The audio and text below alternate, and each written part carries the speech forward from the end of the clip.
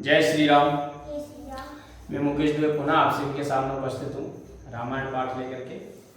अयोध्या कांड भाग 12।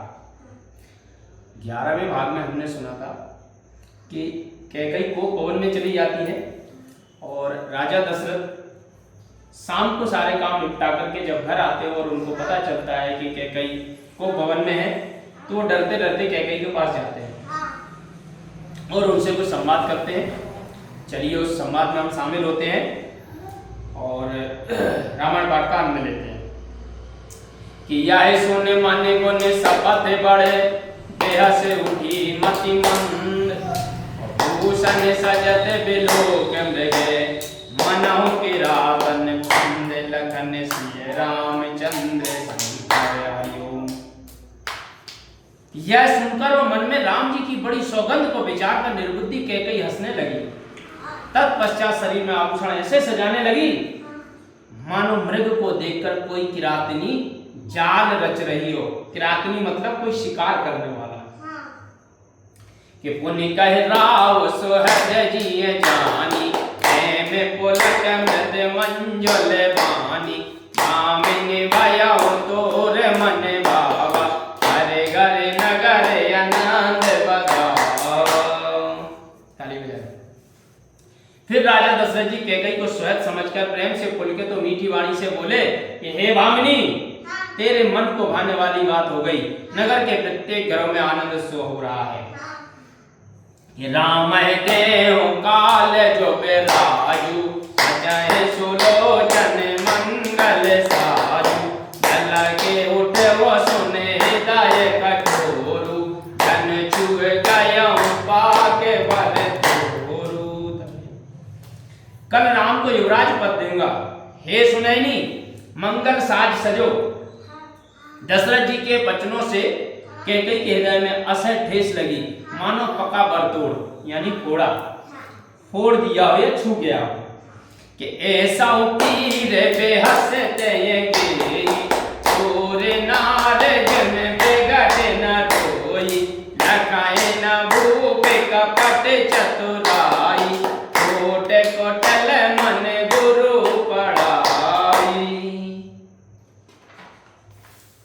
ऐसी पीड़ा को भी कैकई हंसकर छिपा ली जैसे कोई चोर की स्त्री प्रत्यक्ष नहीं रोती।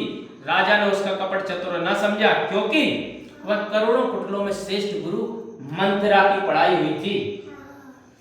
कि जद्यपि नीत ने पुण्य नर नाऊ नार चरत जल निधि अवे गाऊ कपट संदेह बढ़ाए बहुरी बोली बेहस नयन मोह मोरी। यद्यपि राजा दशरथ नीति में निपुण थे पर स्त्री चरित्र समुद्र सा अगाध है उसे राजा दशरथ जी नहीं जान सके। तब कैकई कपट प्रेम में बढ़ाकर नेत्र और मुंह मोड़कर हंसती पुनः बोली। क्या बोली? कि मांग मांग पे कहो पिए कबहु न देहु न लेहु देने कहो वरदान दोए तेहु पावत संदेहु लखन सिय रामचंद्र संकर हरिओम।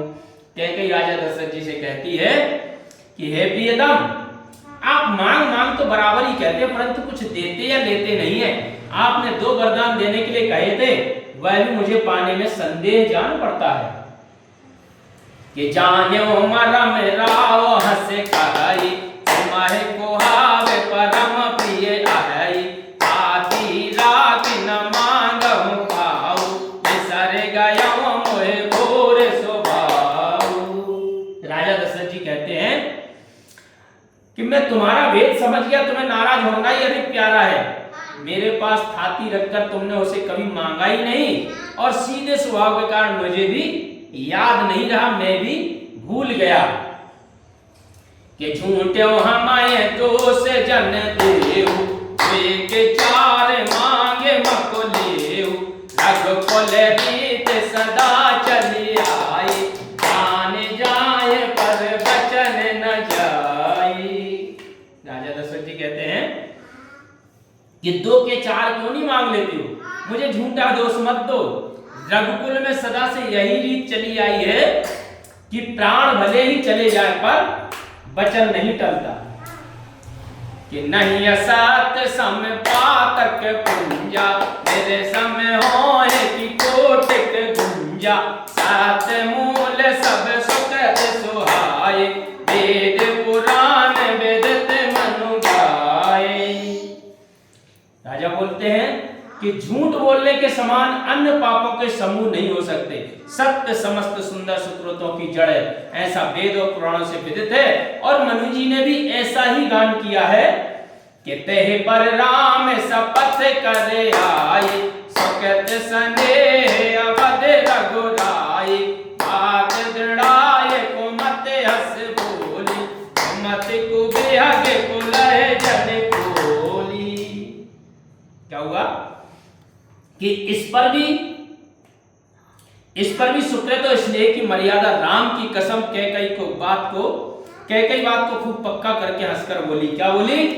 मानो कुमित रूपी कुत्स शिकारी ने बाज के आंख पर की टोपी खोल लियो। और क्या बोली सुनो कि भूपे मनोरथ सौभाग्य बनो, सुख सुविहंग समाज, बिल्लन जिम छाड़न चाहते, बचन भयंकर बाजो लगन, श्री रामचंद्र शंकर।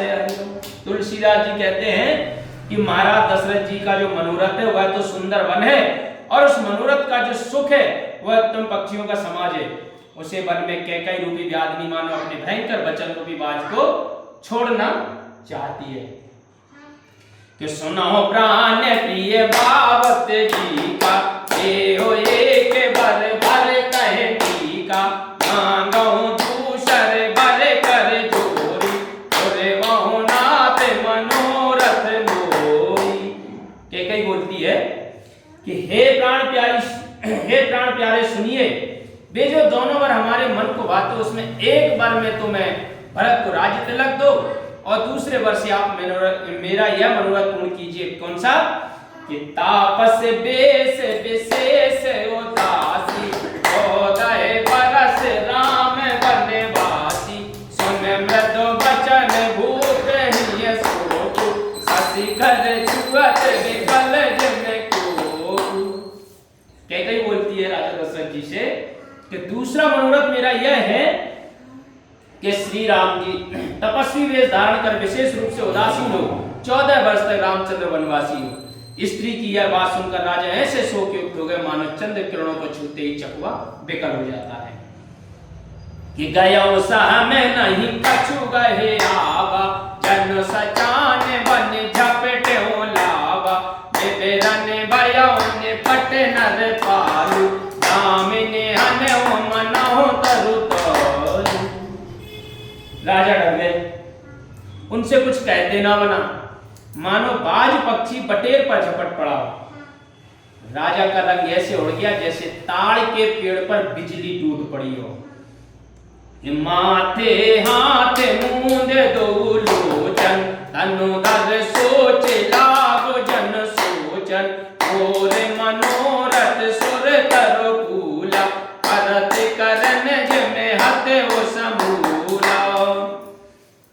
राजा दोनों हाथ सिर पर रखकर नेत्र को मूंद कर सोच करने लगे, मानो सोच ही शरीर धरकर सोचने लगा। वे कहने लगे कि मेरे मनोरथ रूपी फलते कल वृक्ष को मूल समेत मानो हाथी ने उखाड़ दिया।